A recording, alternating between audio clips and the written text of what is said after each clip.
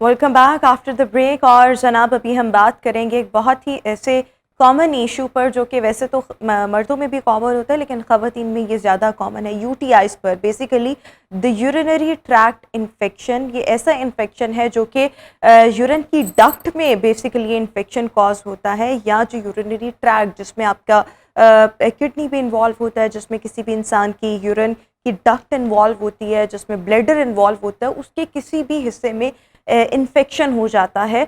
और eight times ये एक बड़ी नॉर्मल सी सिचुएशन होती है जिसके लिए आप मुख्तलिफ मेडिसिन का इस्तेमाल करते हैं, या अक्सर ये कहा जाता है पानी का ज़्यादा से ज़्यादा इस्तेमाल करें, उससे ये ख़त्म हो जाती है। बट इन सम केसेस ये एक संगीन सूरत हाल भी इख्तियार कर सकती है। लेकिन ये ख़वातीन में बहरहाल ज़्यादा क्यों कॉमन है, किन किन वजूहात की वजह से कहाँ पर गैर इख्तियाती अगर बढ़ती जाए तो यूटीआईज हो सकते हैं, जिसको हम यूरिनरी ट्रैक्ट इन्फेक्शन भी कहते हैं, बेसिकली यूरिन का इन्फेक्शन।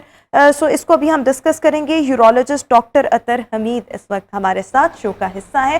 डॉक्टर साहब, thank you so much and a very good morning. So how would you define UTIs? Urinary tract infection, जिसे हम पेशाब की नाली का इन्फेक्शन कहते हैं नॉर्मली कॉमन लैंग्वेज में, हमें ये देखना है कि यूटीआईज़ में कहाँ क्या क्या आता है। तो जो यूरिनरी ट्रैक्ट है मेल एंड फीमेल्स का, दैट इज़ जब वहाँ पर इन्फेक्शन हो जाए तो उसे हम urinary tract infection. One is urethra, पेशाब की नाली। फिर आगे चलते जाएं तो मेल्स में प्रोस्टेट आ जाता है, ठीक है। फीमेल्स और मेल्स में ब्लैडर आ जाता है जिसे हम मसाना कहते हैं। फिर उससे आगे पेशाब की नाली आ जाती है गुर्दे तक, जिसे हम यूरेटर कहते हैं। और फिर उससे आगे गुर्दे आ जाते हैं, किडनीज। तो इस सारे ट्रैक में अगर इन्फेक्शन हो रही है तो उसे हम यूरिनरी ट्रैक्ट इन्फेक्शन कह रहे हैं। और ये इन्फेक्शन होती किस वजह से?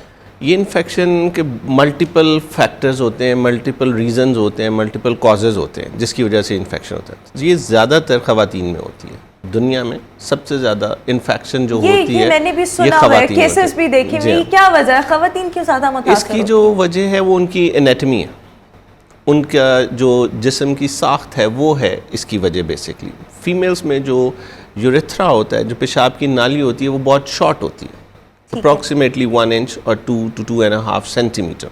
उसमें एक ही स्फिंक्टर होता है जो पेशाब को रोकने का जो एक वाल्व होता है, जिसे वाल्व कहते हैं, स्फिंक्टर होता है, वो एक होता है। फिर उनकी जो एनाटमी है वो ऐसे है कि वहीं पे उसके करीब करीब ही उनके सेक्सुअल ऑर्गन्स हैं, वेजाइना है, उसके करीब ही पखाने की जगह है, एनस। तो वहाँ से जो हैं बैक्टीरियाज या ऑर्गेनिजम्स जो यूरिनरी ट्रैक्ट इन्फेक्शन करते हैं, तो वो वहाँ से यूरेथ्रा में बड़े आसानी से इन्वेजिनेट, फिर उनकी हार्मोनल क्वालिटीज़ हैं फीमेल्स की, जिनकी वजह से उनको जिसके वजह से उनको इन्फेक्शन हो जाती है। अच्छा, इन्फेक्शन चलेंगे तो आपने बता दिया कि ख़वातीन को क्यों ज़्यादा ये होता है, तो उसमें आपने मेनली यही बताया कि उनका जो डक्ट होती है वो बेसिकली शॉर्ट होती है। पर और इसके साथ साथ जो सेक्सुअल ऑर्गन्स हैं वो भी पास हैं। सो मल्टीपल रीजंस हैं इसमें जिसकी वजह से ख़वातीन में ये ज़्यादा प्रेवलेंट है। लेकिन वजूहात क्या होती हैं किसी भी औरत या मर्द में इस इन्फेक्शन का होना? नॉर्मली कहा जाता है टॉयलेट्स का इस्तेमाल, जो कि जहाँ पर क्लैंडलीनेस इतनी नहीं होती, कुछ जगहों पे सेक्सुअली ट्रांसमिटेड प्रॉब्लम्स भी आ जाते हैं। But what are the rest of the issues? इनको थोड़ा सा हमारी व्यूअर्स के लिए हाईलाइट करें। देखिए, इनको हम कहते हैं कॉजेटिव फैक्टर्स या इटियोलॉजिकल फैक्टर्स, कि कौन सी वजूहात हैं जो इसको सपोर्ट कर रही होती हैं जिसकी वजह से इन्फेक्शन हो रहा है। हम पानी ज़्यादा नहीं पी रहे होते, लेस वाटर इनटेक, तो जो बैक्टीरियाज, नॉर्मली भी बैक्टीरियाज होते हैं, आपकी गट में होते हैं, आपके एनस में होते हैं, आपके यूरेथ्रा और ब्लैडर में होते हैं, वो नॉर्मल फ्लोरा होता है इन जगहों का। ये नहीं है कि वो बैक्टीरिया फ्री होती हैं, ये सब जगह वहाँ पे नॉर्मल बैक्टीरियाज होते हैं। लेकिन जब उसमें एबनॉर्मल बैक्टीरियाज आते हैं जो इन्फेक्शन कॉज कर रहे होते हैं, तो फिर हमें प्रॉब्लम्स आती हैं। उसमें हम बहुत ज़्यादा वाटर नहीं पीते, जब पानी का कम इस्तेमाल होता है। फिर हमारा लाइफस्टाइल, डैम्पनेस रहती है हमें। इसके अलावा जो है पब्लिक टॉयलेट्स कॉमन होते हैं। जब आप वर्क प्लेस पे होते हैं, अगर आपके टॉयलेट्स अच्छे नहीं हैं, सब लोग यूज़ कर रहे हैं और उसकी क्लीनिनेस अच्छी नहीं है, तो मल्टीपल सोर्स है इन्फेक्शन के, वहाँ से हमें इन्फेक्शन हो रहा है। ट्रैवलिंग में वहाँ पर भी यही होता है, बैड बैक्टीरिया है, बैड बैक्टीरिया है वो आपको देखिए टच कर रहे हैं ना आप, तो वहाँ से हो रहा है। ट्रैवलिंग में होता है, आप एयर ट्रैवल करें, रोड ट्रैवल करें, पब्लिक टॉयलेट्स यूज़ करें, वहाँ से हो रहा है। सेक्सुअल एक्टिविटीज़ में हो रहा है, आपका मेल पार्टनर है, आप होल्ड कर रहे हैं, हम इसलिए कहते हैं कि आप इंटरकोर्स से पहले भी वॉइड करें और बाद में भी वॉइड करें। कोमॉर्बिड्स होती हैं और तकलीफ़ें होती हैं जिनकी वजह से आपकी इम्यूनिटी कम हो जाती है और आपको इन्फेक्शन हो जाती है। जैसे डायबिटिक पेशेंट्स में यूरिनरी ट्रैक्ट इन्फेक्शन बहुत कॉमन है, ओल्ड एज में यूरिनरी ट्रैक्ट इन्फेक्शन बहुत कॉमन है, old females, bed ridden patients में, इम्यूनो कॉम्प्रोमाइज पेशेंट्स जिन्हें हम कहते हैं, जिनका इम्यून सिस्टम वीक होता है और बाहर के जो एक्सटर्नल ऑर्गेनिजम्स होते हैं वो ज़्यादा तेज़ी के साथ हमलावर होते हैं। अच्छा, इसके साथ साथ क्या साइंस एंड सिम्टम्स हो सकते हैं जिससे हम रिकग्नाइज कर सकते हैं कि ये यूरिनरी ट्रैक्ट इन्फेक्शन है? नॉर्मली जो पेशेंट है वो ये कहता है कि जी मुझे दर्द हो रही है लोअर एब्डोमेन में, बेली के नीचे, फिर मुझे पेशाब करते हुए जलन हो रही है, दर्द हो रही है, फिर मुझे बार बार पेशाब आ रहा है, फ्रीक्वेंसी बढ़ जाती है पेशाब करने की, मुझे बहुत जल्दी मैं पेशाब होल्ड नहीं कर पा रहा, रोक नहीं पा रहा, मुझे जल्दी वॉशरूम जाना पड़ता है। फिर पेशेंट को यूरिन में से स्मेल आती है, फ्रॉथी यूरिन होता है, क्लाउडी यूरिन होता है समटाइम्स। बहुत ज़्यादा इन्फेक्शन हो जाए तो पेशेंट को ब्लड आता है यूरिन में पेन के साथ। तो इसके अलावा इससे भी आगे हो जाए तो फिर उसमें पेशेंट को फीवर होता है, बुखार होता है, सर्दी लगती है। यानी कि ये सेवेरिटी भी इख्तियार ये सेवेरिटी, जी हाँ, मल्टीपल लेवल्स होते हैं इन्फेक्शन के। एक सिंपल इन्फेक्शन होती है, फिर एक रिकरेंट इन्फेक्शन होती है 6 महीने में 2 मरतबा और या 1 साल में 3 मरतबा, तो हम उसे रिकरेंट इन्फेक्शन कहते हैं। अच्छा, ये कैसे वैसे होता है कि एक तो हम नॉर्मल इन्फेक्शन है, किसी में भी हो सकता है, लेकिन ये सेवेरिटी का भी इख्तियार करता है जब अनट्रीटेड छोड़ा जाए नॉर्मल इन्फेक्शन को, तवज्जो ना दी जाए? हमारे यहाँ आम तौर पे ये है कि अच्छा जी पेशाब जल कर आ रहा है तो हम पानी ज़्यादा पीना शुरू कर दें, ठीक है, लेकिन वो एक लिमिटेड एक रेमेडी है कि जी बैक्टीरिया फ्लश आउट हो जाएगा अगर आप ज़्यादा पानी पिएंगे, ज़्यादा पेशाब आएगा, लेकिन वो एक हद तक उसका रोल होता है। सिर्फ ये नहीं है कि आप ज़्यादा पानी पिए जाएंगे और वो फ्लश आउट हो जाएगा। फिर हमारे यहाँ एक ओवर द काउंटर हर मेडिसिन मिल जाती है, तो एक ये रेमेडी है कि जी आप वो सिट्रोसोडा ले लें और वो पीना शुरू कर दें। बेसिकली उसका पर्पज़ ये होता है कि आपको यूरिन की पीएच नॉर्मलाइज करनी होती है, उससे आपकी जलन कम हो जाती है। तो वो आपकी जलन कम होती है तो आप समझते हैं इन्फेक्शन ठीक हो रहा है। तो आप जो होम रेमेडीज़ हैं जिसको आप खुद से सेल्फ ट्रीटमेंट जिसे आप कहते हैं, कैनबेरी के बारे में भी ये कहा जाता है, जी हाँ, वो खुद ही से पेशेंट इस्तेमाल करना शुरू कर दे कि जी basically vitamin C. Make any impact effect, कोई फ़र्क पड़ता है? जी हाँ, देखें ये एक स्टडीज़ में ये आया है कि अगर आप cranberry juice, basically vitamin C है, विटामिन सी और प्रीबायोटिक्स जो हमारी नॉर्मल फूड में होते हैं जैसे योगर्ट है, चीज़ है, पिकल्स हैं, प्रीबायोटिक्स, विटामिन सी, ये जो यूरिन की पीएच है उसको नॉर्मलाइज रखते हैं। क्योंकि अगर यूरिन की पीएच एल्कलाइन हो जाएगी तो उसमें बैक्टीरियल ग्रोथ के लिए वो फेवरेबल हो जाता है, उसमें बैक्टीरियाज बहुत ज़्यादा ग्रो करते हैं, तो वो फेवरेबल एनवायरनमेंट मिल जाएगी उनको एल्कलाइन यूरिन, तो उससे आपकी इन्फेक्शन बढ़ जाती है, एग्रीवेट हो जाती है। तो ये चीज़ें उसको थोड़ा सा रिलीफ तो दे सकती हैं पेशेंट को, लेकिन ये नहीं होता है कि इनसे आपकी इन्फेक्शन ठीक हो जाए। इन्फेक्शन ठीक करने के लिए एक प्रॉपर वे आउट है जो आपको इख्तियार करना पड़ता है। अच्छा, मैंने बहुत से डॉक्टर साहब डायबिटीज़ के पेशेंट्स ऐसे देखे हैं जिनमें ये ऑफ एंड ऑन ये जो कंडीशन है वो अक्रेंसेस की होती रहती है। सो उनमें भी रीज़न्स यही होते हैं या उनके लिए कोई और रीज़न्स होंगे? मतलब डायबिटीज़ में ज़्यादा इस तरह जिस तरह से हम बात करें कि ख़वातीन में ज़्यादा होते हैं, इस तरह डायबिटिक्स जो होते हैं उनमें भी of and on urinary tract infection, urine का इन्फेक्शन कॉमन है। ये आपने बड़ा अच्छा क्वेश्चन किया। इसमें आपको डायरेक्ट जो आपकी प्रॉब्लम है वो यूरिनरी ट्रैक्ट इन्फेक्शन नहीं होती। डायबिटिक पेशेंट्स में मोस्टली अनकंट्रोल्ड डायबिटीज़ होती है, उनकी डायबिटीज़ कंट्रोल नहीं होती। आप उस पेशेंट में जितना मर्जी ट्रीट करते रहें, आप इन्फेक्शन कंट्रोल नहीं कर सकते जब तक आप डायबिटीज़ कंट्रोल नहीं करेंगे। ठीक है। तो हम उसको सिर्फ एज अ इन्फेक्शन नहीं देखते, हम उसकी वो जो कोमॉर्बिड है, जो इम्यूनो कॉम्प्रोमाइज है, वो उसको देखना है, उसको भी ठीक करना है। उस सिनेरियो में हम एंडोक्राइनोलॉजिस्ट को इन्वॉल्व करते हैं, उनकी डायबिटीज़ कंट्रोल करवाते हैं। ये सकता है कि डायबिटीज़ क्योंकि फ्लक्चुएट कर रही है, हाइपरग्लाइसीमिया बहुत ज़्यादा है, ब्लड शुगर लेवल्स आपके रेस कर रहे हैं, उसकी वजह से भी आपके यूरिन में इन्फेक्शन हो सकता है। उसकी वजह से अगर यूरिन में उसके साथ अगर यूरिन में इन्फेक्शन है तो वो ज़्यादा पेचीदा हो जाता है, वो उस वक्त तक वो इन्फेक्शन ठीक नहीं होता जब तक आप डायबिटीज़ कंट्रोल नहीं करेंगे। हो सकता है कि मतलब बहुत से डायबिटीज़ के पेशेंट्स जो हैं अगर उनमें ऑफ एंड ऑन इन्फेक्शन हो रहा है तो उसकी ये भी एक रीज़न हो सकता है कि उसमें हमें ग्लूकोज लेवल ठीक नहीं है। उसमें हमें वो देखना पड़ता है कि इनकी डायबिटीज़ कंट्रोल है कि नहीं, इनका ग्लूकोज लेवल कंट्रोल है कि नहीं। अदरवाइज आप जितना मर्जी ट्रीट करते हैं इन्फेक्शन को, वो ट्रीट नहीं होती, वो ख़त्म नहीं होती। ठीक हो गया। अच्छा, कौन से केसेस ऐसे हैं, मतलब अगर हम इसमें देखें कि अभी तो ये नॉर्मल है लेकिन ये सेवेरिटी की तरफ जा रहा है, now it's the border line, अभी हमें कॉन्शियस होने की ज़रूरत है, अदरवाइज अगर कॉन्शियस ना हुए तो चीज़ें मज़ीद ख़राब और कॉम्प्लिकेशंस पैदा हो सकते हैं, तो वो कौन सी सिचुएशन है? और फिर अगर ये कॉम्प्लिकेशंस आ जाएं तो वो क्या क्या हो सकती हैं? हर केस कॉम्प्लिकेशन की तरफ जा सकता है, उसमें जो इसलिए हमें उसे सीरियस लेना चाहिए। ठीक है। इसमें ये वाली बात ज़रूर है कि जो लोग ओल्ड एज होते हैं उनकी इम्यूनिटी कॉम्प्रोमाइज्ड होती है, उनको हमें एग्रेसिवली ट्रीट करना होता है। ठीक है। एक्सट्रीम ऑफ एजेस बच्चे जो हैं उनको भी हमें एग्रेसिवली ट्रीट करना होता है। जिनमें कोमॉर्बिड्स होती हैं, जैसे किसी में डायबिटीज़ है और अनकंट्रोल्ड डायबिटीज़ है, उसको भी हमें एग्रेसिवली ट्रीट करना होता है।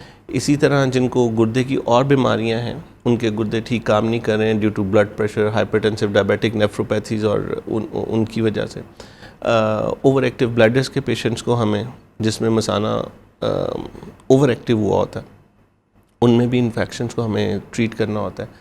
बेड रिडन पेशेंट्स हैं, स्पाइनल इंजरीज़ की वजह से हैं, किसी और एक्सीडेंट्स की वजह से हैं, कैथेटराइज्ड हैं, उनको नाली डली हुई है पेशाब की, उनकी इन्फेक्शन भी हमें एग्रेसिवली ट्रीट करनी होती है। तो इस तरह के जितने भी प्रेग्नेंट वुमेंस हैं, even so and so abortions हो जाते हैं, तो प्रेगनेंसी में भी हमें यूटीआई को एग्रेसिवली ट्रीट करना होता है। बिल्कुल ठीक हो गया। अच्छा, प्रेगनेंसी की जिस तरह से आप बात कर रहे हैं कि इसमें ट्रीट करना होता है, और अगर ये अनट्रीटेड रह जाए या ख़वातीन इतना ध्यान ना दें और वही जो नेचुरल रेमेडीज़ हैं, होम रेमेडीज़ हैं, उनका इस्तेमाल करती रहें, तो प्रेगनेंसी की क्या कॉम्प्लिकेशंस हो सकती हैं?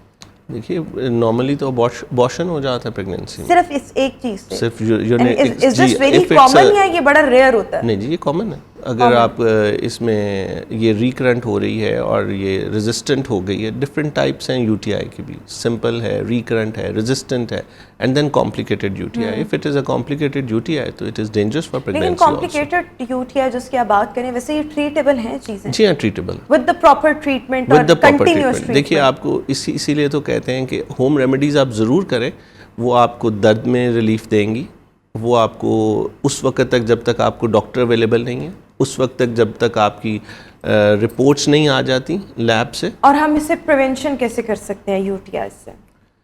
हाइजीन, अपना lifestyle, wear cotton undergarments, regular change of undergarments, अपने toilets, as a nation, as a कॉम हमें ये एक हैबिट बनानी पड़ेगी। अनफॉर्चुनेटली बड़ा अफसोस होता है मुझे ये कहते हुए कि हम अपने मुल्क में कहीं भी पब्लिक टॉयलेट में चले जाएं, वो साफ़ सुथरे नहीं होते, और उसमें टॉयलेट खुद तो नहीं गंदा हो जाता, हम लोग ही गंदा करते हैं उसको। तो वो जो आप हमारे हॉस्पिटल्स में, जी हाँ, और अवेयरनेस का भी फुकदान है। जी हाँ, यही। इसके साथ साथ एक और चीज़ जो बहुत कॉमन कही जाती है, ये आई डोंट नो मिथ है या इसमें कोई हकीकत भी है, कि जो लोग बहुत ज़्यादा देर तक बैठे रहते हैं उनको किडनी के प्रॉब्लम्स भी ज़्यादा एट टाइम्स होते हैं और उनके यूटीआई के भी होने के चांसेस ज़्यादा होते हैं। इज़ इट सो, बहुत ज़्यादा देर तक बैठे रहना? जी देखें, बैठे रहने से यूटीआई तो बहुत ज़्यादा नहीं इस तरह कोई हमें मालूम के होता है, लेकिन हमें ज़्यादा थोड़ा सा फिज़िकल एक्टिविटी, जो मोबाइल होना चाहिए। जो लोग ज़्यादा फिज़िकल एक्टिव नहीं होते उनमें किडनी स्टोन्स की फॉर्मेशन ज़्यादा होती है एज़ कम्पेयर टू अगर। और यूरिन को होल्ड किए रखना, ये कितना नुकसानदेह होता है, और ये भी क्या लीड कर सकता है towards urinary infection? Holding urine for a longer time, लंबे अरसे तक यूरिन को होल्ड किए रखना, उसमें भी यही रीज़न होती है। लोग अवॉइड करते हैं कि पब्लिक टॉयलेट में ना जाना पड़े, ऑफिस के टॉयलेट में ना जाना पड़े, टॉयलेट गंदा है, और हम घर जाके क्विकली अगर हो गया सो पहला हमारा क्या स्टेप होना चाहिए? देखिए, मेरी एक ये आपके इस फोरम से एक रिक्वेस्ट है पेशेंट्स के लिए जो हमें फेस करनी पड़ती है, वो ये होती है कि सेल्फ मेडिकेशन, सेल्फ एंटीबायोटिक्स, ठीक है, प्लीज़ ये मत करें।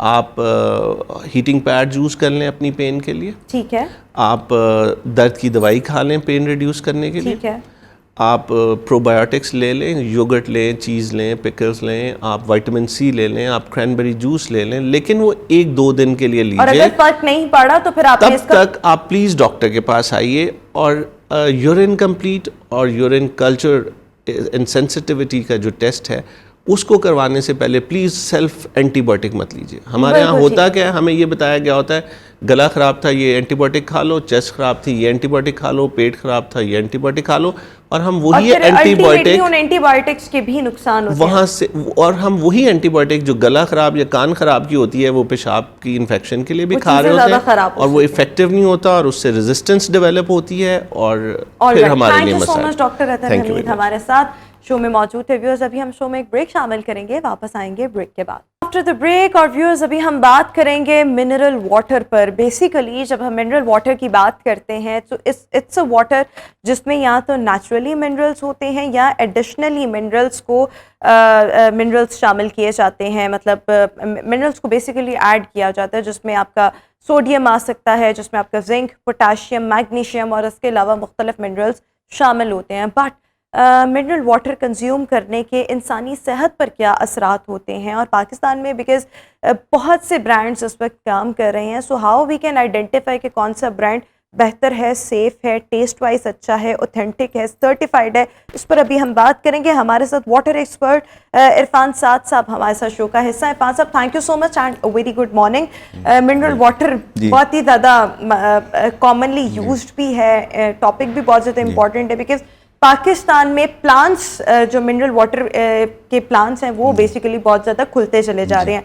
सो सबसे पहले तो मैं यही जानना चाहूँगी कि मिनरल वाटर बेसिकली है क्या, और ये नॉर्मल पानी से जो हम घरों में टैप वाटर होता है उससे किस हद तक मुख्तलिफ है? जी, सबसे पहले ऐसा है कि मिनरल वाटर की जो टर्म यूज़ की है ये एक स्पेसिफिक वाटर होता है जो किसी लेक से या किसी ग्लेशियर से जब हम पानी लेते हैं उसको फ़िल्टर करते हैं और उसमें जो नेचुरल मिनरल्स होते हैं उसके साथ जो सर्व करते हैं उसे हम मिनरल वाटर कहते हैं। और जो पानी लेक के अलावा हम खुद यहाँ से अंडरग्राउंड वाटर लेते हैं, बोर का पानी जो होता है, और उसको भी बाद में ट्रीट करते हैं, उस पानी को हम प्योरीफाइड वाटर कहते हैं, फ़िल्टर्ड वाटर कहते हैं, ग्लेशियर वाटर कहते हैं। तो बॉटल्ड वाटर की किस्में हैं। सबसे पहले हमें ये जानने की ज़रूरत है कि जो हमारे एरियाज़ के अंदर प्लांट्स लगे होते हैं वहाँ से जो हम पानी ले रहे होते हैं उस पानी को क्या कहा जाता है? Purified water. ठीक है। अगर तो अब इसके अंदर डिफरेंट किस्म के प्लांट्स मार्केट में काम कर रहे हैं, उनमें से मोस्टली फूड अथॉरिटी जो है और PSQCA जो है, जो हमारी रेगुलेटरी अथॉरिटीज़ हैं, ये इसके ऊपर चेक रखती हैं। लेकिन उसके बावजूद भी कुछ हिडन प्लेसेस के ऊपर कोई इंडोर प्लांट्स लोगों ने लगाए होते हैं और वो पानी दे रहे होते हैं। और हमारे लोगों का मेन मकसद ये होता है कि महंगाई इतनी ज़्यादा है तो वो ये समझते हैं कि सस्ता पानी मिल जाए, पानी पीना है ना, बस ठीक है। तो वो जो घर में एक ट्रेंड है कि जी पानी मिनरल वाटर होना चाहिए, बॉटल वाटर होना चाहिए, वो आता हो तो वो ठीक है, टैप वाटर तो ठीक नहीं है। और वो जब पानी मार्केट से परचेज़ करते हैं तो उसके बाद वो चेक नहीं करते हैं कि इसकी क्वालिटी क्या है, वो पानी पीते रहते हैं, जो कि बहुत सी ऐसे वाटर प्लांट हैं जिनका पानी हार्मफुल है, वो आपको मज़ीद सेहत की बजाय आपकी सेहत को ख़राब कर रहा है। यही हम आज बात भी करना चाह रहे थे कि हम किस तरह से, क्योंकि पाकिस्तान में बहुत से जो प्लांट्स हैं वो पानी के इस वक्त काम कर रहे हैं, तो कुछ तो हैं जिनके बारे में हम कह सकते हैं कोई ऑथेंटिक ब्रांड्स हैं, आप उनकी तरफ जा सकते हैं। बट आप हर चौक, हर गली मोहल्ले में देख लें, यहाँ तो एक फिल्टर प्लांट लगा होता है और यहाँ किसी ना किसी ने अपना प्राइवेट एक छोटा सा सेटअप बनाया हुआ है और उस कारोबार को वो चला रहा है, और लोग भी ले रहे हैं। इसलिए ले रहे हैं लोग कि चलो सस्ता भी मिल रहा है और फिर टैप वाटर से बेहतर है। सो अगर मैं आपसे सबसे पहले ये जानना चाहूँगी, टैप वाटर है, एक आ गया प्योरीफाइड वाटर, एक आता है बॉइलिंग वाटर जो हम घरों में बेसिकली पानी को बॉइल करके इस्तेमाल करते हैं, फिर मिनरल वाटर। तो कौन सा पानी जो है वो सबसे ज़्यादा बेहतर है, और इसमें बॉइलिंग वाटर की भी थोड़ी अहमियत बता दें। जी, मैं सारा बता देता हूँ। असल में पानी में 3 तरह की इम्प्योरिटीज़ होती हैं, उसको समझने की ज़रूरत है। जब आप ये समझ लेंगे तो आपको हर क्वालिटी के पानी के बारे में पता चल जाएगा। सबसे पहले होता है बायोलॉजिकल इम्प्योरिटीज़, जिसमें बैक्टीरिया होते हैं, वायरस होती है, फंगस होती है, एल्गी होती है, कोई भी पैथोजेंस जो हैं पानी के अंदर मौजूद होते हैं। जब अंडरग्राउंड वाटर हम ज़मीन से निकालते हैं तो ज़मीन के अंदर से ये चीज़ें पानी के साथ शामिल होती हैं। ये वो जर्म्स होते हैं जो आपको, जैसे अभी पहले आपने डॉक्टर साहब से प्रोग्राम किया है, तो यूरिनरी ट्रैक इन्फेक्शन की प्रॉब्लम होती हैं, किडनी की प्रॉब्लम होती हैं, एसिडिटी की प्रॉब्लम होती हैं, आपकी डाइजेस्टिव प्रॉब्लम्स आती हैं। इस तरह की कई प्रॉब्लम्स हैं जो बैक्टीरिया आपके साथ कर रहे होते हैं। तो एक पहला लेवल ये होता है कि पानी के अंदर जो इम्प्योरिटीज़ होती हैं वो बायोलॉजिकल इम्प्योरिटीज़ होती हैं। सेकंड लेवल पे जो इम्प्योरिटी है वो कहलाती है फ़िज़िकल इम्प्योरिटी। उसमें जंग, काई, रेत, मट्टी, डर्ट, डस्ट के पार्टिकल्स होते हैं, सस्पेंडेड पार्टिकल्स होते हैं जो पानी के अंदर मौजूद होते हैं। नेक्ड आइज हमसे नहीं देख सकते, लेकिन माइक्रोस्कोपिकली उसको देखा जाए तो नज़र आते हैं। ऐसे ही है जैसे रोशनी की एक बीम आ रही हो तो उसके अंदर हमें नज़र आ रहा होता है, धुंधलापन नज़र आ रहा होता है। एग्जैक्टली इसी तरह पानी को जब खुद बीम में देखते हैं तो उसमें भी धुंधलापन होता है, और वो सारे ये फिजिकल इम्प्योरिटीज़ होती हैं, सस्पेंडेड पार्टिकल जो पानी में मूव कर रहे होते हैं। तीसरे नंबर पे जो होती है चीज़ वो होती है physical chemical impurity. Chemical impurity के अंदर जो हैवी मेटल्स हैं, पेस्टिसाइड्स हैं, इंसेक्टिसाइड्स हैं, एसिड्स हैं, मरकरी है, आर्सेनिक है, क्रोमियम है, नाइट्रेट है, या जो भी इस तरह की जो हेवी मेटल्स वो पानी के अंदर प्रोसेस के बाद ऐड हो जाते हैं या ऐड किए जाते हैं? नेचुरली पानी के अंदर मौजूद होते हैं। अब डिपेंड करता है कि वो पानी किस जगह से लिया गया है। मिसाल के तौर पे लाहौर में हम पानी ले रहे हैं, इंडस्ट्री बहुत ज़्यादा लगी हुई है, पॉपुलेशन बहुत ज़्यादा है, हम घरों में सर्फ का इस्तेमाल भी करते हैं, स्प्रे भी करते हैं, पेस्टिसाइड्स भी करते हैं, इंसेक्टिसाइड भी करते हैं, एसिड्स का इस्तेमाल भी करते हैं, सर्फ साबुन का इस्तेमाल भी करते हैं। हमारे सीवेज के पानी के अंदर मल्टीपल चीज़ें जा रही होती हैं, यही पानी ज़मीन पी रही होती है, यही पानी ज़मीन के अंदर जा रहा होता है। यहाँ रोही नाला गुजर रहा है, उसके साथ वो जो पानी होता है वो भी इंडस्ट्रियल वेस्ट है जो ज़मीन के अंदर जा रही है। तो जो आजकल मॉडर्न लाइफ की प्रॉब्लम है, सबसे बड़ी प्रॉब्लम ये है कि केमिकल जो हैं वो ज़मीन में पानी के साथ मिल के जा रहे हैं। बारिश होती है, ज़मीन के ऊपर जो केमिकल्स, जो चीज़ें मौजूद होती हैं, जो हमारी सीवेज के अंदर मौजूद होती हैं, जो हमारे ड्रेनेज नालों में मौजूद होती हैं, वो ज़मीन के अंदर चली जाती हैं, पानी के अंदर शामिल हो जाती हैं। तो हमें प्रेफरेबली कौन सा पानी इस्तेमाल करना चाहिए? मैं चाह रही हूँ कि हमारे पास वक्त जी, बहुत कम है, सो हम ज़्यादा चीज़ें इसको कंक्लूड कर देता हूँ। अच्छा, अब ये जो चीज़ें होती हैं ये होती है, इसे कहते हैं केमिकल इम्प्योरिटीज़। जब हम पानी को उबाल लेते हैं तो बेसिकली उबालने का कॉन्सेप्ट ये था कि हम पानी के अंदर मौजूद बायोलॉजिकल इम्प्योरिटीज़ को ट्रीट कर रहे होते हैं। पहले वक्त में जब ज़्यादा यहाँ अर्बनाइजेशन नहीं थी, हम गांव में रहते थे या ऐसी जगहों पे रहते थे जहाँ इंडस्ट्री नहीं थी, तो वो पानी थोड़े से 100 फुट के बोर से भी पानी निकालते थे, उसको उबाल लेते थे, तो उसके अंदर केमिकल इम्प्योरिटीज़ का तो खदशा होता नहीं था। बायोलॉजिकल इम्प्योरिटी को हम उबाल के ट्रीट कर लेते थे। सम टाइम हम ये करते थे कि मलमल के कपड़े के अंदर पानी को छान लेते थे, जो कि फ़िल्टर का काम कर रहा होता था। तो क्या होता था, फिजिकल इम्प्योरिटी को भी ट्रीट कर लेते थे, बायोलॉजिकल इम्प्योरिटी को भी ट्रीट कर लेते थे और पानी पी लेते थे। अगर कोई बैक्टीरिया पानी में चला भी जाता था तो हमारी हेल्थ इतनी अच्छी थी, हमारी इम्यूनिटी इतनी अच्छी थी कि वो इम्यून सिस्टम उसको कंट्रोल कर लेता था। तो अभी का जो बॉइलिंग वाटर है जो हम नॉर्मली टैप से लेते हैं, हाँ, और उसको अगर हम बॉयल कर लें, उससे ये होगा कि बायोलॉजिकल इम्प्योरिटी को तो ट्रीट कर लेंगे, लेकिन कुछ ऐसे बैक्टीरियाज होते हैं जो 1000 डिग्री पे भी किल नहीं होते हैं, ठीक है ना। तो अब चलें, फिर भी हम बायोलॉजिकल इम्प्योरिटी को तो ट्रीट कर लेंगे, और घर में अगर फ़िल्टर लगा लें टैप के साथ तो हम उसको फिजिकल इम्प्योरिटी को भी ट्रीट कर लेंगे। लेकिन प्रॉब्लम तो बायोलॉजिकल इम्प्योरिटी का है, जिसकी वजह से हमें डिजीज़ हो रही हैं। उन डिजीज़ से बचने के लिए ज़रूरी पानी इस्तेमाल करें, क्योंकि हमें तो ये भी नहीं पता कि जो हम मिनरल वाटर पी रहे हैं वो ठीक भी है कि नहीं ठीक है। इसके लिए पानी के अंदर दो चीज़ें बेसिकली चेक करनी चाहिए। एक तो ये चेक करना चाहिए कि पानी का पीएच क्या है। पीएच मीटर मार्केट में नॉर्मल मिल जाते हैं, आप पानी जो पीते हैं उसको चेक करें कैसे, और वो पीएच कितनी होनी चाहिए? 6.5 से 8.5 के दौरान होनी चाहिए। ये टोटल जो इसकी रेंज होती है 14 होती है। अगर जितना हम 14 की तरफ मूव करेंगे हमारा पानी अल्कलाइन होता जाएगा, और जितना हम पीछे की तरफ मूव करेंगे, 0 की तरफ जाएंगे तो वो एसिडिक होता जाएगा। तो ये सेंटर में जो पानी होता है वो बैलेंस पीएच होना चाहिए। तो ये 6.5 से 8.5 तक आप किसी भी पानी में रखकर देख सकते हैं। इसके दौरान कोई भी मिनरल वाटर हो, प्योरिफाइड वाटर हो, या इसके साथ साथ बॉइलिंग वाटर हो, वो उसका पीएच लेवल ये होना चाहिए। अगर वो पीएच लेवल उसका कम है तो इसका मतलब है वो हार्ड वाटर है। अच्छा, जब हम मिनरल वाटर की बात करते हैं तो कौन कौन से, अगर हम बड़े पाकिस्तानी ब्रांड्स की बात करें तो बेसिकली उनसे हमें कौन से मिनरल्स मिल रहे हैं और वो किस हद तक हमारी बॉडी के लिए फ़ायदेमंद? जो लोकल हमारे प्लांट्स भी बहुत अच्छा काम कर रहे हैं, जो मल्टीनेशनल्स हैं वो भी काम कर रही हैं। तो बेसिकली पानी के अंदर calcium chloride dihydrate, magnesium sulphate heptahydrate, sodium bicarbonate, और इसके अलावा कुछ लोग फ्लोराइड का इस्तेमाल भी करते हैं, जो कि ये हमारे टीथ को के डके को रोकता है। और इसके अलावा जो कुछ और मिनरल्स, बेसिक यही मिनरल्स होते हैं जो यूज़ हो रहे होते हैं। सबसे ज़्यादा मतलब हम अक्सर लोगों से पूछते हैं कि सजेशन क्या होनी चाहिए? प्रेफरेबली आपको प्योरीफाइड वाटर इस्तेमाल करना चाहिए, घर के फिल्टर का वाटर, या फिल्टर से लेके बॉयल करके खुद इस्तेमाल करें, या बॉटल्ड पानी या मिनरल वाटर? तो आप हमारी ऑडियंस को, व्यूअर्स को क्या सजेस्ट करना चाहेंगे? देखें, सबसे प्रेफरेबली कौन सा बेहतर? आप आप किस लोकेशन के ऊपर बैठे हुए हैं, कौन सी जगह पे बैठे हुए हैं, कौन सी फैसिलिटीज़ आपके पास हैं, आप उसके अकॉर्डिंगली बात करेंगे। लेकिन अगर हम लाहौर में रहते हुए अगर हम लाहौर में रह रहे हैं तो ज़्यादा बेहतर ये है कि आप किसी प्लांट से पानी लें जो कि आरओ हुआ हो। और अगर आरओ वाला पानी आरओ आपको मतलब रिवर्स ऑस्मोसिस ये होता है कि प्योरीफाइड हो जाता है, जिसमें केमिकल्स को निकाल दिया जाता है और पानी को डीमिनरलाइज कर दिया जाता है। वो ज़ीरो टीडीएस का वाटर होता है। Zero TDS mean total dissolve solid, उसमें कुछ भी शामिल नहीं होता, वो प्योर H2O होता है।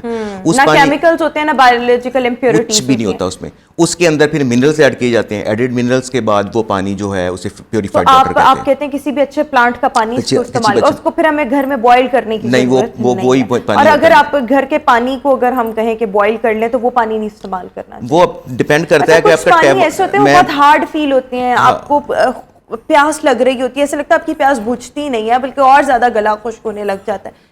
ये पानी ऐसे क्या पानी ठीक होते हैं?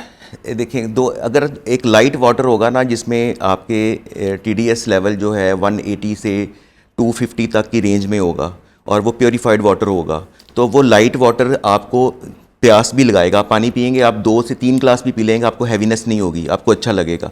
और उससे होता क्या है कि आपकी बॉडी के अंदर मिनरल्स जाते हैं। और आपको पता है कि बॉडी का 80% 70% हमारा जो वेट होता है वो पानी होता है।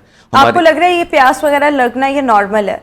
प्यास लगना नॉर्मल है अगर आप लाइट वाटर पी लें। अगर आप पानी 1 गिलास ही पीते हैं और आपको हैवीनेस फील हो रही है तो इसका मतलब है कि आपने हार्ड वाटर पिया है, वो वाटर जिसके अंदर कंटेमिनेशन ज़्यादा है या वो प्योरीफाइड नहीं है। तो एक मैंने आपको बताया था कि पीएच चेक करने का तरीका एक होता है TDS metre.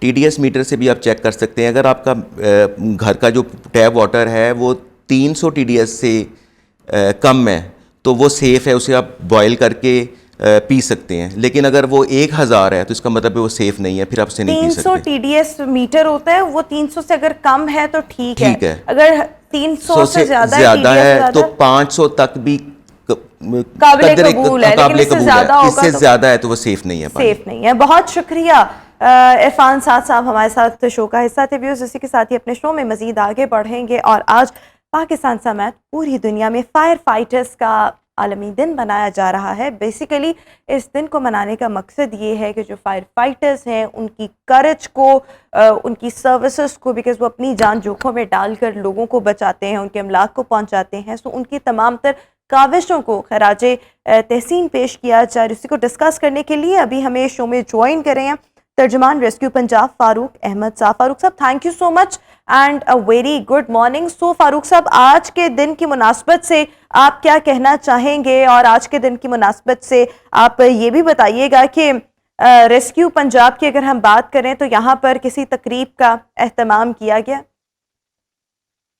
Thank you very much. एक तो मैं एक ऐसी जगह पे मौजूद हूँ, यहाँ पे हो सकता है सिग्नल का थोड़ा सा इशू, एक साथ मीटिंग और चल रही है। देखिए, आज का दिन उन तमाम फायर फाइटर्स की कुर्बानियों को याद करने का, खराज तहसीन पेश करने का दिन है। और हकीकत में ये जो हमारे फायर फाइटर्स हैं, they are the real heroes. और ये वो हीरो है, जब किसी भी जगह पे कोई इमरजेंसी होती है तो लोग वहां से डर के भाग रहे होते हैं और ये हीरोज उस इमरजेंसी में आग लगी बिल्डिंग्स के अंदर दाखिला कर रहे होते हैं। और इसीलिए इन हीरोज को पूरी दुनिया में कदर की निगाह से देखा जाता है। और ये वो हीरो हैं जो अपनी जान की बाजी लगाकर लोगों की जिंदगियों को, लोगों की इमलाक को, लोगों की बिलोंगिंग को महफूज करते हैं। तो इसी तरह रेस्क्यू 1122 की तारीख अगरचे मुख्तसर है, लेकिन रेस्क्यू के साथ भी 20 से ज़ायद ऐसे शोहदा मौजूद हैं जिन्होंने फ़र्ज की अदायगी के दौरान अपनी जान की कुर्बानी दी और लोगों को एक सेंस ऑफ सेफ्टी प्रोवाइड की।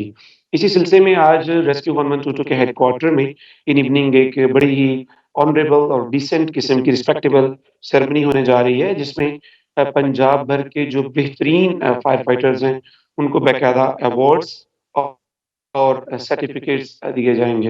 लेकिन मैं आपके प्रोग्राम की तवज्जो से ये बात ज़रूर कहना ज़रूरी समझूंगा कि इसमें कोई शक नहीं है कि हमारे पास दुनिया की बेहतरीन फायर सर्विस रेस्क्यू 1122 की सूरत में मौजूद है। लेकिन ज़रूरत इस बात की है कि हमारे सारे लोग अपनी बिल्डिंग्स को, अपनी रेजिडेंस को, अपने घरों को, अपनी कमर्शियल इमारत को इस तरह से डिज़ाइन करें कि किसी भी इमरजेंसी के होने से पहले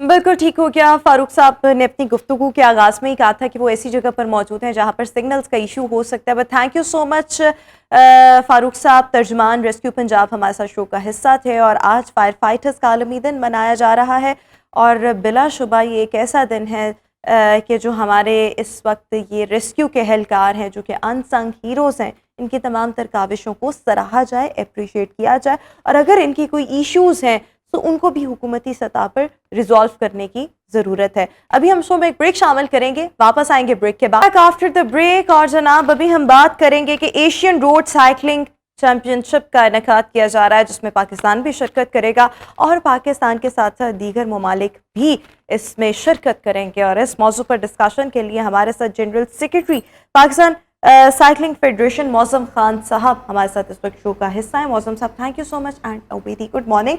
तो सबसे पहले ये बताएं कि एशियन रोड साइकिलिंग चैम्पियनशिप क्या डेट्स हैं इसकी, पाकिस्तान के साथ साथ और कौन से ममालिक इसमें शिरकत कर रहे हैं, पाकिस्तान की तरफ से कितने साइकिलिस्ट जो हैं वो इसमें शामिल होंगे? हाँ, बिस्मिल्लाहिर्रहमानिर्रहीम। असल में जो ये शुरू हो रही है ये 13 से 17 जून को जो है वो मुनक्कद हो रही है। थाईलैंड में मुनक्कद हो रही है। इसका जो सिटी है रयांग है, वहाँ पे ये इसका इनेकाद हो रहा है। और इसमें जो इन्विटेशंस होते हैं वो तमाम एशियाई ममालिक को जो है वो गए भी होते हैं, सिवाय उन कंट्रीज़ के जो नॉन एक्टिव होते हैं, जो पार्टिसिपेंट नहीं करते हैं यू नो, तो वो वहाँ वो फिर नॉन एक्टिव हो जाते तो उनको इन्विटेशन नहीं जाता। तो अल्हम्दुलिल्लाह 13 से 17 आपने कहा है?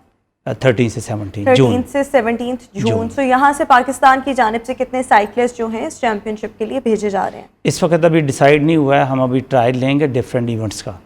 हम देखेंगे कि हमारे जो खिलाड़ी जो है वो बताओ उनको हमने पहले से दिया हुआ है कि हमने पार्टिसिपेंट, तो उसमें हम डिफरेंट कैटेगरीज़, क्योंकि कैटेगरीज़ काफ़ी ज़्यादा हैं, तो हम कौन कौन सी कैटेगरी शामिल है? देखिए उसमें ITT है, रोड रेस है, ठीक है, टीम टाइम ट्रायल है, यू नो, तो मल्टीपल उसके इवेंट्स होते हैं। तो हमने देखना होता है कि हम किस इवेंट में हमारे लड़के जो है वो ज़्यादा अच्छा परफॉर्म कर लड़के प्लस लड़कियां दोनों जाएंगे इसमें पार्टिसिपेट करेंगे?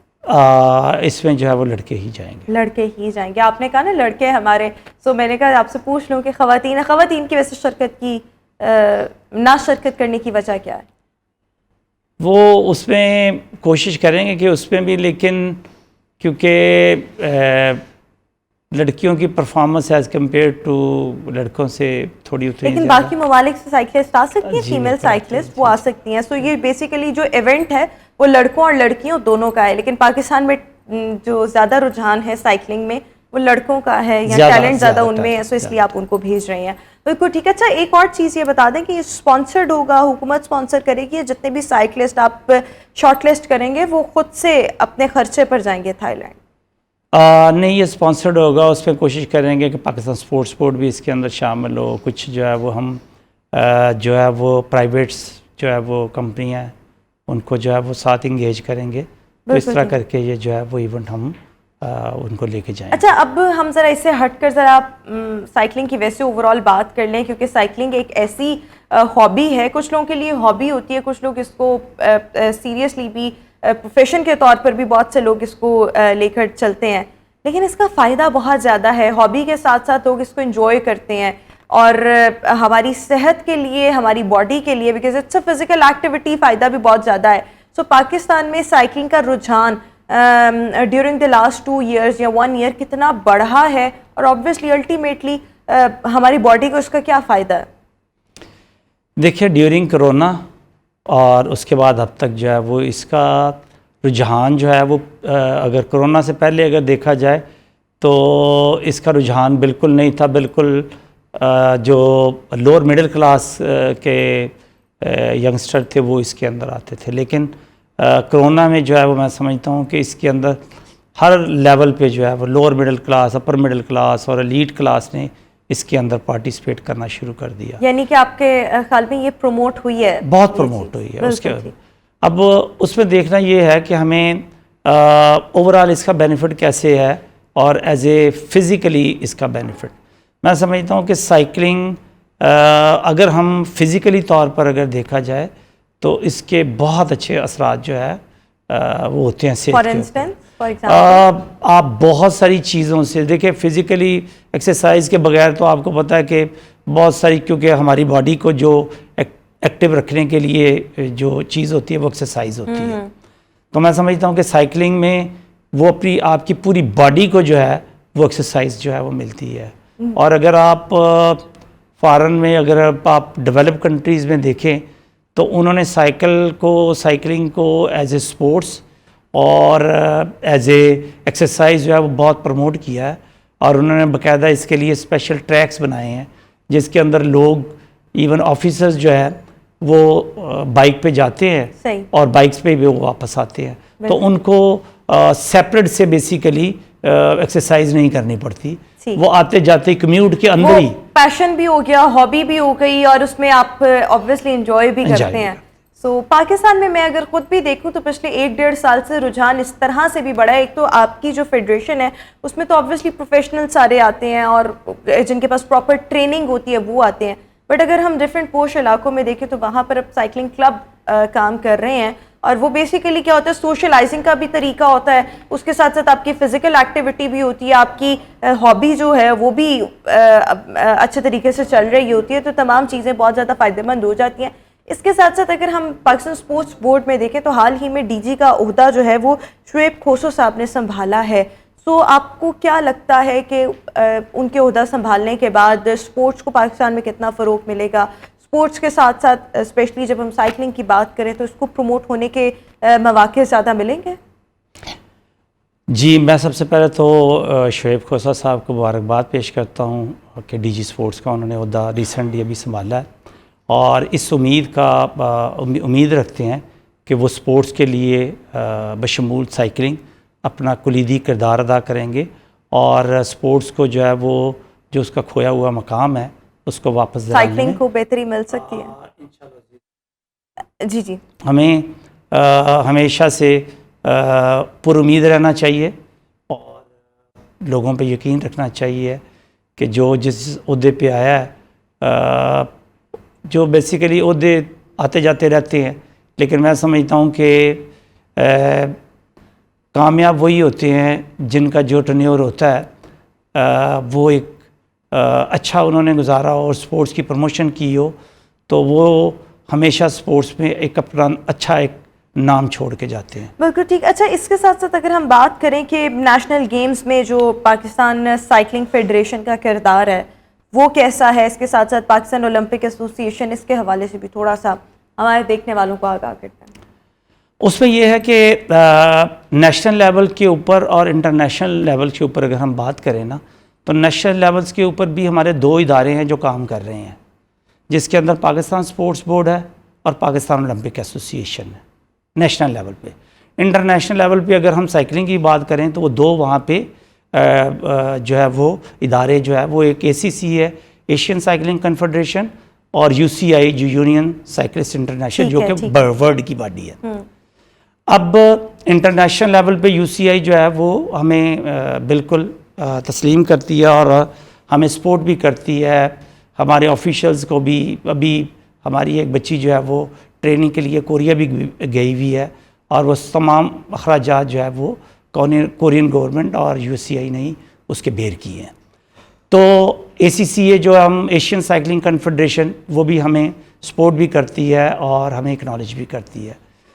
पाकिस्तान स्पोर्ट्स बोर्ड की बात अगर ले लें तो वो ना सिर्फ हमें एक्नॉलेज करते हैं, मानते हैं, बल्कि हम उन 4-5 फेडरेशंस में से हैं जिनके हम स्पोर्ट्स बोर्ड के मेंबर्स हैं जो कि डिसीजन करते हैं। आउट ऑफ 42 फेडरेशन में हम उन 4-5 फेडरेशन में से आते हैं जिसको हम बोर्ड के मेंबर हैं। अब आ जाते हैं कि एक इदारा जो है वो पाकिस्तान ओलंपिक एसोसिएशन है, जो कि कुछ ऐसी सिचुएशन हमारे दरमियान डेवलप हुई है कि जहाँ पे एक्सेप्टेंस की जो है वो या कुछ ऐसी दूरियां हैं हमारे दरमियान जो कम होने का नाम नहीं ले रही हैं।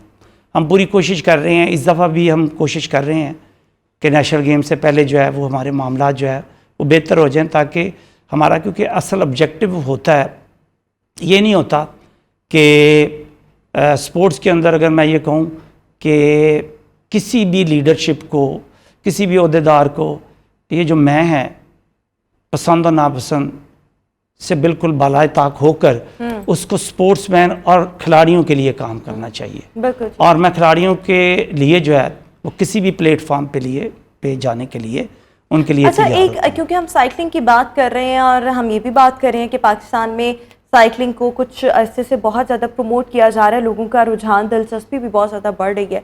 अभी अगर हम बात करें तो क्या साइकिलिंग के कोई ट्रैक्स अवेलेबल हैं, स्पेशली अगर हम लाहौर की बात करें या ओवरऑल पाकिस्तान में साइकिलिंग के लिए कितने इस वक्त स्टेडियम्स मौजूद हैं और क्या इनमें इजाफे के लिए भी कोशिश की जा रही है? देखिए, कोशिश तो जो है वो हम ऑल द टाइम लगे हुए होते हैं, नताइज उसके किस तरह से मिलते हैं ये आने वाला वक्त बताता है। अभी जो है वो हमें हमेशा से जो है वो बार बार हम कहते हैं कि जैसे हमारा एक ही वेलोड्रोम है जो बिल्कुल हमारे पास ही है कज़ाफ़ी स्टेडियम में, जो कि पाकिस्तान स्पोर्ट्स बोर्ड की मलकियत है। इस वक्त जो है वो अपनी मियाद पूरी कर चुका हुआ है और वो इंटरनेशनल मियार के मुताबिक नहीं है।